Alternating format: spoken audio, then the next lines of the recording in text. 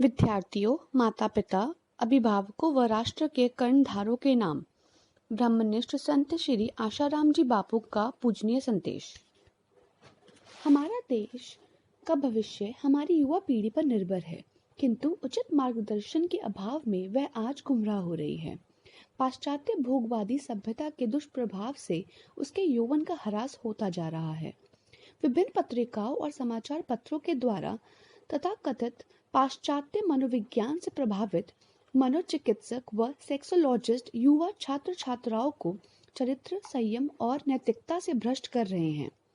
ब्रितानी औपनिवेशिक संस्कृति की देन इस वर्तमान शिक्षा प्रणाली में जीवन के नैतिक मूल्यों के प्रति उदासीनता बढ़ती गई है। फलतः आज के विद्यार्थी का जीवन कौमार्यावस्था से ही विलासी और असंयमी होता जाता है। पाश्चात्य आचार व्यवहार के अंधानुकरण से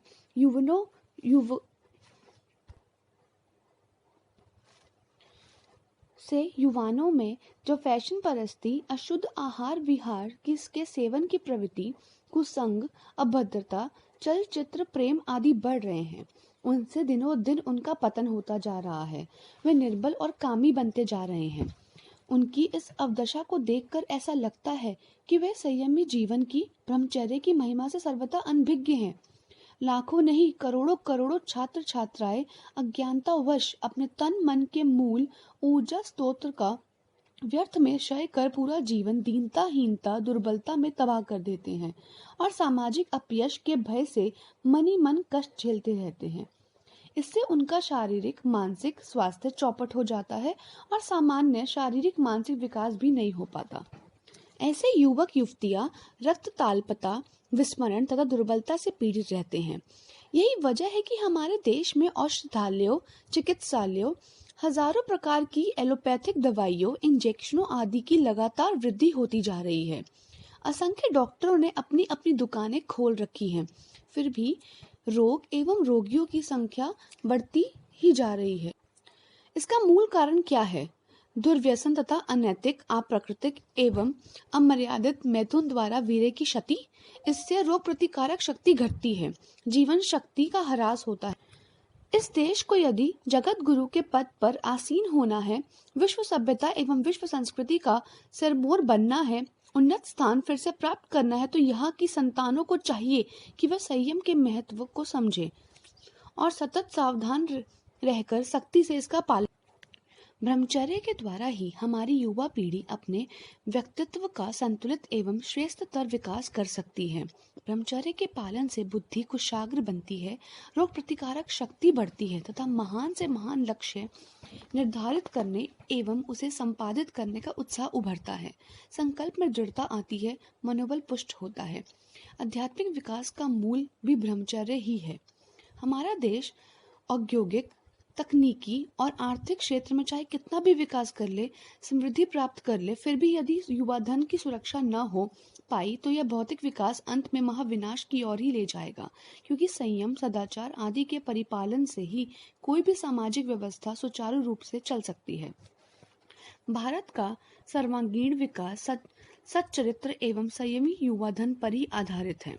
अतः हमारे छात्र छात्राओं को ब्रह्मचर्य में प्रशिक्षित करने के लिए उन्हें यौन स्वास्थ्य, आरोग्य शास्त्र, दीर्घायु प्राप्ति के उपाय व काम वासना नियंत्रित करने की विधि का स्पष्ट ज्ञान प्रदान करना हम सबका अनिवार्य कर्तव्य है।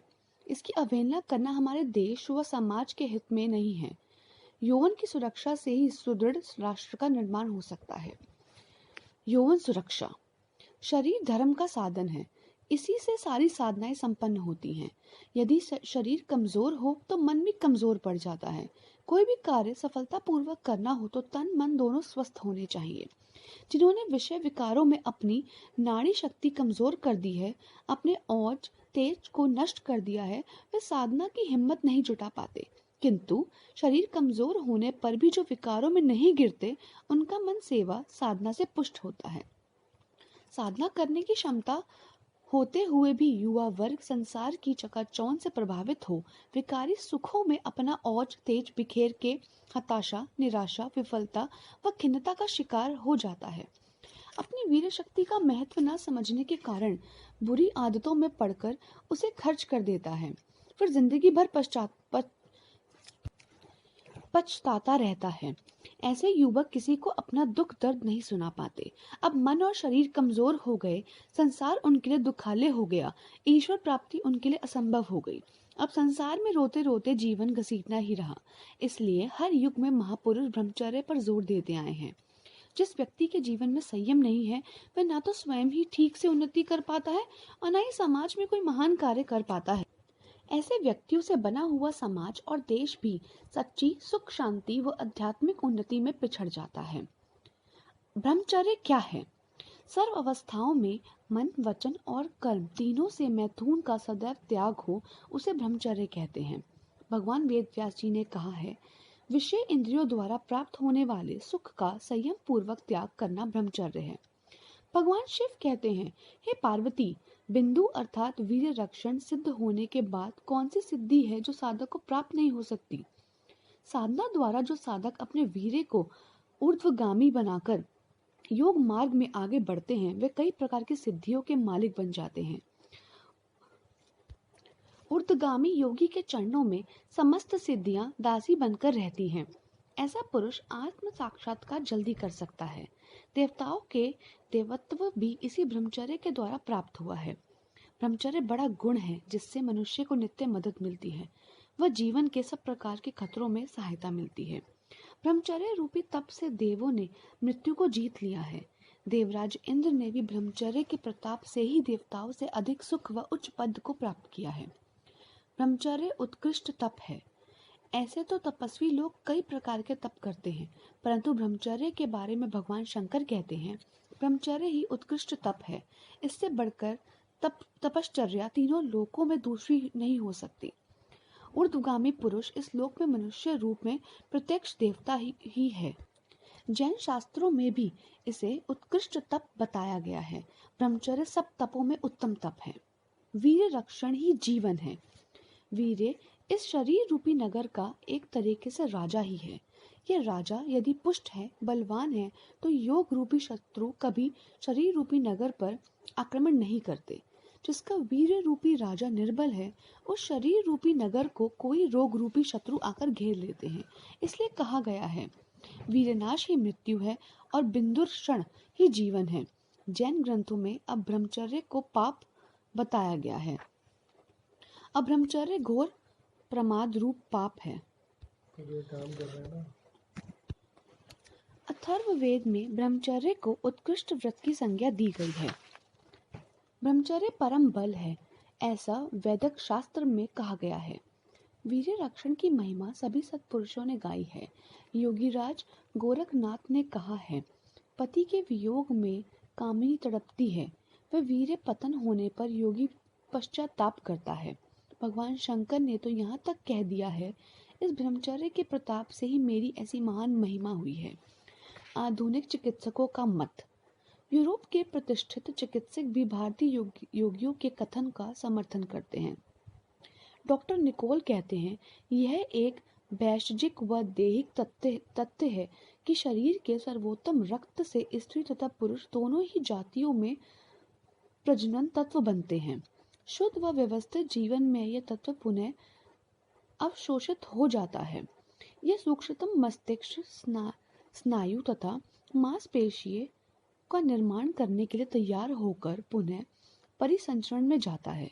मनुष्य का यह वीर्य ऊर्ध्वगामी होकर शरीर में फैलने पर उसे निर्भीक, बलवान, साहसी तथा वीर बनाता है। यदि इसका उपव्यय किया गया तो वह उसको दुर्बल, कृषक लेवर एवं कामोत्तेजनशील बनाता है तथा उसके शरीर के अंगों के कार्य व्यापार को विकृत एवं स्नायु तंत्र को दुर्बल करता है और उसे मिर्गी एवं अन्य अनेक रोगों तथा मृत्यु का शिकार बना देता है। जननेंद्रिय के व्यवहार की निवृत्ति से शारीरिक, मानसिक तथा आध्यात्मिक बल में असाधारण वृद्धि होती है। परम धीर एवं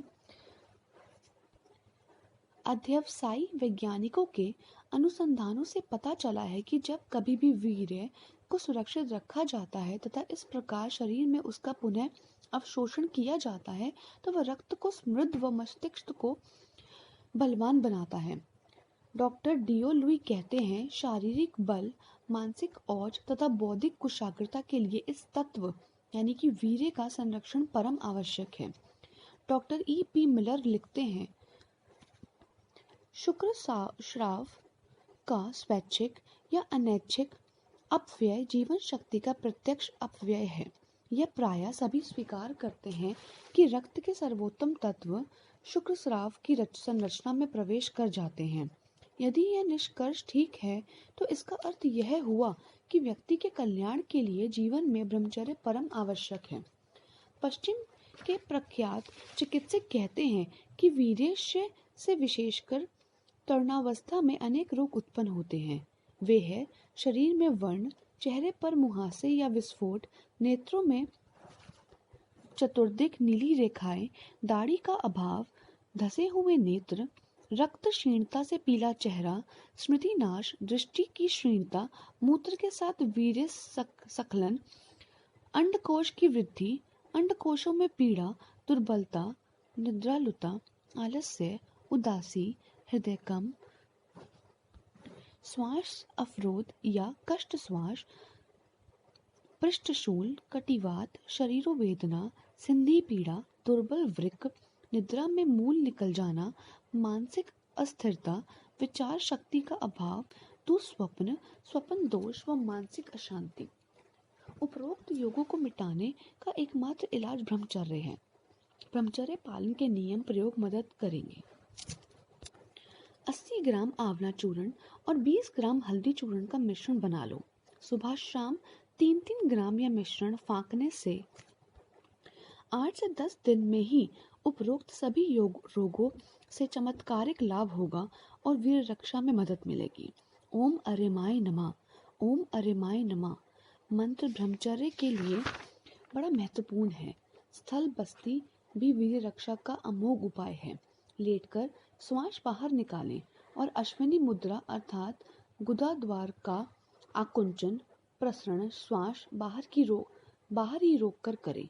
ऐसे एक बार में 30 से 34 आकुंचन प्रसरण करें। 3-4 बार श्वास रोकने में 100 से 120 बार यह क्रिया हो जाएगी। यह ब्रह्मचर्य की रक्षा में खूब मदद करेगी। इससे व्यक्तित्व का विकास होगा ही, वात पित्त कफजन्य रोग भी दूर होंगे। अब जानते हैं कि वीर्य कैसे बनता है। वीर्य शरीर की बहुत मूल्यवान धातु है। भोजन से वीर्य बनने की प्रक्रिया बड़ी लंबी है। श्री सुश्रुताचार्य ने लिखा है, जो भोजन पचता है उसका पहले रस बनता है। 5 दिन तक उसका पाचन होकर रक्त बनता है। 5 दिन बाद रक्त से मांस, उसमें से 5-5 दिन के अंतर से मेद, मेद से हड्डी, हड्डी से मज्जा और मज्जा से अंत में वीर्य बनता है। स्त्री में जो यह धातु बनती है उसे रज कहते हैं। इस प्रकार वीर्य बनने में करीब 30 दिन व 8 घंटे लग जाते हैं। वैज्ञानिक बताते हैं कि 32 किलो भोजन से 800 ग्राम रक्त बनता है और 800 ग्राम रक्त से लगभग 20 ग्राम वीर्य बनता है। आकर्षक व्यक्तित्व का कारण। वीर्य के संयम से शरीर में अद्भुत आकर्षक शक्ति उत्पन्न होती है, जिसे प्राचीन वैद्य धन्वंतरी ने औज कहा है। यही औज मनुष्य को परम लाभ आत्मदर्शन कराने में सहायक बनता है। आप जहाँ जहाँ भी किसी के जीवन में कुछ विशेषता, चेहरे पर तेज, वाणी में बल, कार्य में उत्साह पाएंगे, वह समझो वीर रक्षण का ही चमत्कार है। एक स्वस्थ मनुष्य एक दिन में 800 ग्राम भोजन के हिसाब से 80 दिन में 32 किलो भोजन करे तो उसकी कमाई लगभग 20 ग्राम वीर्य होगी। महीने की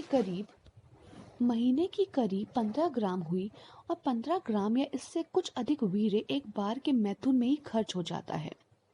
अब सुनते हैं एक माली की कहानी। एक माली ने अपना तन मन धन लगाकर कई दिनों तक परिश्रम करके एक सुंदर बगीचा तैयार किया, जिसमें भांति भांति के मधुर पुष्प खिले। उन पुष्पों से उसने बढ़िया इत्र तैयार किया। फिर उसने क्या किया जानते हो? सोचो। उस इत्र को एक गंदी नाली यानी कि एक मोरी में बहा दिया। अरे, इतने दिनों के परिश्रम से तैयार किए गए इत्र को, जिसकी सुगंध से उसका घर महकने वाला था, उसने नाली में बहा दिया। आप कहेंगे कि वह माली बड़ा मूर्ख था, पागल था, मगर अपने आप में ही झांक कर देखे, उस माली को कहीं और ढूंढने की जरूरत नहीं है। हम में ही कई लोग ऐसे ही माली हैं। वीरे बचपन से लेकर आज तक यानी 15-20 वर्षों में तैयार होकर ओज रूप में शरीर में विद्यमान रहकर तेज, बल और स्फूर्ति देता है। अभी भी जो करीब 30 दिन के परिश्रम की कमाई थी, उसे यूं ही सामान्य आवेग में आकर अविवेक पूर्वक खर्च कर देना कहाँ की बुद्धिमानी है? क्या यह उस माली जैसी कर्म नहीं है? वह माली तो 2-4 बार यह भूल करने के बाद किसी के समझाने पर संभल भी गया होगा, फिर वही की वही भूल नहीं दोहराई होगी। परंतु आज तो कई लोग वही भूल दोहराते रहते हैं। अंत में पश्चाताप ही हाथ लगता है। क्षणिक सुख के लिए व्यक्ति कामांध होकर बड़े उत्साह से इस मैथुन रूपी कृत्य में पड़ता है, परंतु कृत्य पूरा होते ही वह मुर्दे जैसा हो जाता है। होगा ही, उसे पता ही नहीं कि सुख तो नहीं मिला, केवल सुखाभास हुआ, परंतु उसने अपनी 30-40 दिन की कमाई खो दी।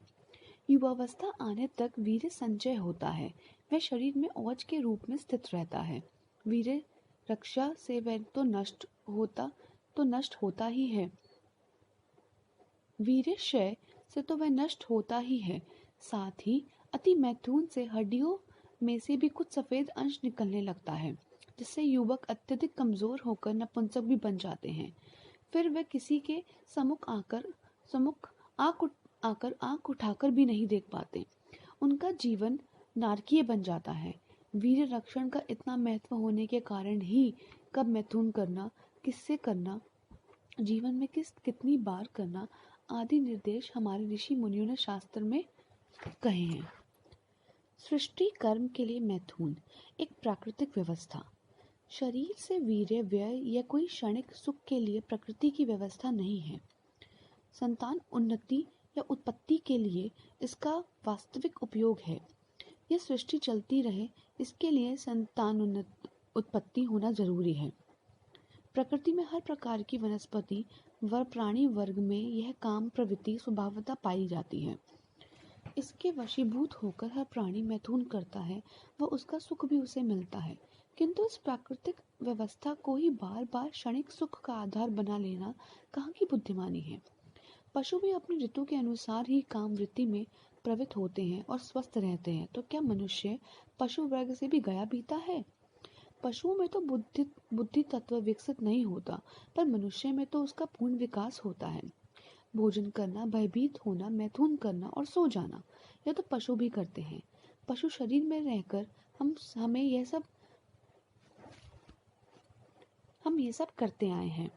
अब मनुष्य शरीर मिला है, अब भी यदि बुद्धि विवेक पूर्वक अपने जीवन को नहीं चलाया, वह क्षणिक सुखों के पीछे ही दौड़ते रहे, तो अपने मूल लक्ष्य पर हम कैसे पहुंच पाएंगे?